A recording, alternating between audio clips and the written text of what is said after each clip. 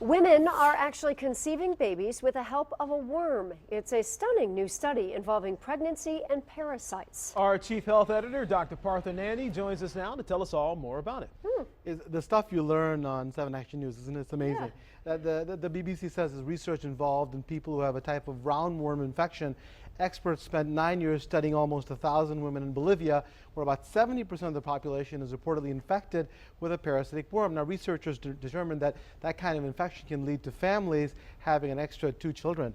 And so, you know, Wow. in this place where they actually studied, the average family has 9 children. Wow. So All we're right, so talking it a does huge beg amount. the question here that what is the worm doing that's helping these women conceive, do they think? So this particular worm, what they think it's doing is that basically it's changing the immune system in such a way that it's making it friendlier for the babies to exist. So what worms do is, unlike bacteria, they grow slowly, they suppress the immune system, so when a fetus is growing, right, it's kind of foreign to the mother. So if you have an immune system in just the perfect balance, you can allow the baby to grow, and we think that's the reason why. There's a lot more to be studied, but it's fascinating. It's amazing that this is happening. Fascinating indeed.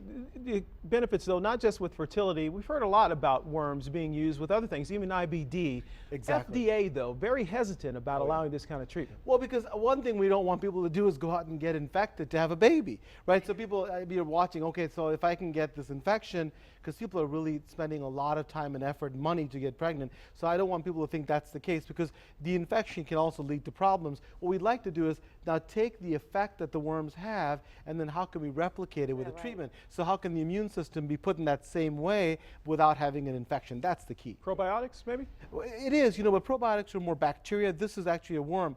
And it's not just all worms. So we looked at the hookworm. The hookworm actually caused less pregnancies. In fact, you know, 3 less children, I believe, overall. And we think that because hookworms cause anemia, low blood count, and it's less optimal for the women to have babies. So pretty fascinating. So there's more to come, but it's early, so nobody should try to get an infection. But very interesting. Years down the road, I would assume, but interesting indeed. Yeah, but it's coming right up, I think. Really do. Dr. Nandi, thank you so much. And if you have a pleasure. question or a health concern for the good doctor, you can email him, Dr. Nandi at WXYZ.com. You can also send it to us on Facebook or Twitter.